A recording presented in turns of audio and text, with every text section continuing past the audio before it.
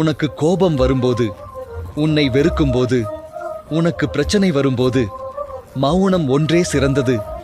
எல்லாம் முடிந்ததென சோர்வடையும் போது சில நிமிடம் எட்டி பார்க்கும் சிறு தைரியத்தை பிடித்துக்கொண்டு மேலே வந்துவிடுங்கள். நாளை நமக்கென மாறலாம். உன்னிடம் உண்மையான அன்பிருந்தும் உன்னை விட்டு விலகியவர்களுக்காக ஏங்கி உனது அருகில் இருக்கும் உன்னத உறவுகளை இழக்காதே. அனைத்து மனமும் ஒன்றாக இருப்பதில்லை. சந்தர்ப்பமும் சூழ்நிலையும் நல்லவர்களை கெட்டவர்களாக்கி கெட்டவர்களை உத்தமர்களாக்கி நிற்க வைத்துவிடும்.